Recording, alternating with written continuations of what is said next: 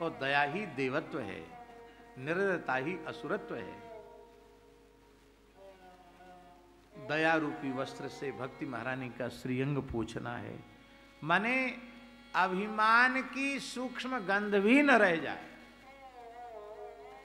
क्योंकि ठाकुर जी ये बात स्पष्ट है, पूर्ण अहंग शून्य हुए बिना न तो प्रेम का प्रकाश होगा, भक्ति का प्रकाश होगा, ना ही ज्ञान का प्रकाश होगा। हम सुने तो होना पड़ेगा। अंगुच्छा ये दया,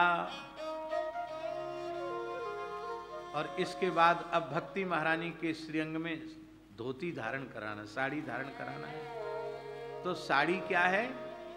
नवनिबसन, नम्रता ही वस्त्र है। महाराज जी ने कितनी सुंदर बात नम्रता की कही। महाराज जी ने कहा कि तृप्ति पूर्वक भोजन किया तो हाथ जोड़कर प्रार्थना नहीं करनी पड़ेगी, महाराज थोड़ा डकार लेके दिखाओ। तृप्ति पूर्वक भोजन करने वाले को डकार तो आवेगी। ठीक इसी प्रकार से हरिगुरु संतों की कृपा से यत्किंचित शास्त्र बोध जिसे होगा, कृपा से, केवल अपने पुरुषार्थ और श्रम से नहीं, हरिगुरु संतों की सेवा पूर्वक उनका अनुग्रह प्राप्त करके यत्किंचित भी किसी भाग्यशाली को शाब्द बोध होगा तो उसका प्रमाण यही होगा कि उसमें अहंकार नहीं होगा। आप कहेंगे कौन प्रमाण है? हम लोग जिन गुरुजी का वैकुंठोत्सव मना रहे हैं, गुरुजी में कैसा वैदुष्य था और कैसी साधुता थी। महाराज जी वर्तमान समय में 5 वर्ष के बालक में वैसी निर्मलता शायद कठिन है, पर उससे भी अधिक बालवत निर्मलता पूज्य गुरुजी में थी। ठाकुर जी ने तो खूब अनुभव किया ही है। आज पूरे संसार को ठाकुर जी जैसी दिव्य विभूति जो मिली है, पूरे संसार में सर्वत्र प्राचीन परंपरा से ग्रंथ का आदर करते हुए जो कथा कह रहे हैं, ये गुरु जी का अनुग्रह। और महाराज जी इंद्रेशी सबको कथा सुना रहे हैं, तो ये भी अति व्यस्त हैं, व्यस्त नहीं। ये जब कार्यक्रम सुनाते हैं तो बस यहाँ पूरा हुआ, फिर वहां से वहां, फिर वहां से वहां, फिर वहां से वहां। ये भी गुरु जी का ही प्रसाद है,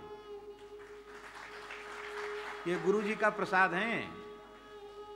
गुरु जी अयोध्या में बड़ी छावनी में कथा कहने गए। इस समय बड़ी छावनी के श्री महंत श्री जगदीश दास जी गुरु जी के ही विद्यार्थी, गुरु जी से पढ़ते थे भागवत जी।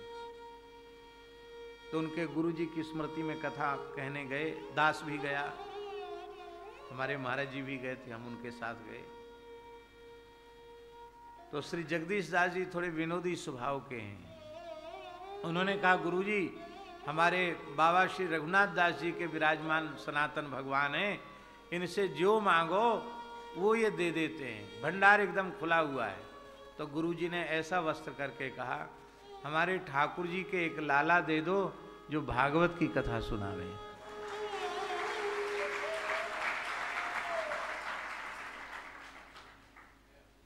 और इनके जन्म के आरंभ के बहुत समय तक तो ठाकुर जी को भी पता नहीं था कि ये कथा सुनाएंगे। आपको पता था? इंद्रेश जी की मां को भी पता नहीं था, लेकिन वो तो गुरु जी ने सनातन भगवान से मांगा था कि भागवत सेवा करने वाला एक बालक हमारे ठाकुर जी को दो। तो ठाकुर जी ने दिया और गुरु जी की गोद में खेलने का सौभाग्य भी इनको प्राप्त हुआ। तो कहने का आशय यह है, ये प्रसाद से प्राप्त ज्ञान है, चाहे ठाकुर जी में हो या श्री इंद्रेश जी में हो। तो नवनिबसन नम्रता वस्त्र है। महाराज जी ये वस्त्र इसीलिए शोभा वर्धन करता है कि जहां से जैसे मोड़ो वैसे मुड़ जाता है। ये कड़क हो, लक्कड़ जैसा हो, लोहे जैसा हो, तो शरीर की क्या दशा करेगा? चाहे पगड़ी बना लो, चाहे पटका बना लो, चाहे फाड़ के 4 अंगुल की लंगोटी बना लो, जैसा चाहो वैसा उपयोग कर लो। ये नम्र है, इसलिए लज्जा की रक्षा करता है, इसलिए शोभा का वर्धन करता है, इसलिए शीत की और आतप की दोनों की निवृत्ति करता है, क्योंकि ये नम्र है। नवनि बसन, अब भक्ति महारानी के साड़ी अर्पित हो गई, वस्त्र हो, और वस्त्र धारण करने के बाद ठाकुर जी उसमें थोड़ा बढ़िया इत्र भी लगा दिया जाए, समय के ऋतु के अनुकूल, तो वस्त्र तो सुगंधित हो ही जाता है। उन वस्त्रों को धारण करने वाला व्यक्ति जिधर से निकलता है उन लोगों की भी तबीयत प्रसन्न हो जाती है, उनको भी बड़ी प्रसन्नता होती कि हाँ, जहां सभा में जाकर बैठेगा वहां भी प्रसन्नता होती है। तो ये भक्ति महारानी की साड़ी में इत्र क्या है? पन सौंधो ले लगाइए। प्रतिज्ञा पूर्वक जो भजन है वही है इत्र। भजन में प्रतिज्ञा आवश्यक ही है। छोटे से छोटा नियम हो, पर उस नियम की प्रतिज्ञा यदि कोई कर ले तो तत्काल सिद्धि हो जाती है। शायद 1-2 साल पुरानी घटना है। एक माता जी ने, जितनी फिर चलेंगे तो ले आएंगे, ज्यादा ले आएंगे इस बार, बोले ज्यादा और कम की बात नहीं, हमको तो निर्माल्य मिलेगा तो ही पानी पीऊंगी, नहीं तो नहीं पीऊंगी। वो तो महाराज अपने काम पर चले गए, महाराज जी वही से थे, वही से हैं, अपने व्यवसाय में चले गए। और वो बहुत रोने लगी कि हाय हमने नियम लिया था, महाप्रसाद ले गया कौन। तो जैसे ही नींद की झपकी आई तो जगन्नाथ जी महाराज जी स्वप्न में आए और कहा तुम रो मत और भोजन कर लो। कहा भोजन कैसे करें, हमारा नियम है। तो बोले एक तो पोटली चूहा ले गया, लेकिन तुम्हें स्मरण में नहीं है, तुम्हारी गोदरेज की अलमारी के लॉकर के अमुक कोने में एक पोटली और रखी है,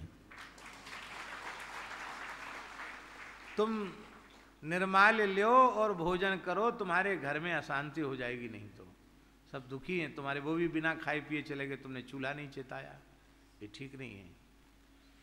तो उन्होंने देखा, उसको बिल्कुल स्मृति में नहीं था। अलमारी खोली तो ठीक लॉकर में जिस कोण में बताया था जगन्नाथ जी ने उसी कोने में निर्माल्य मिला। वो महाराज जी वो लो आकर के रो करके घटना सुनाई।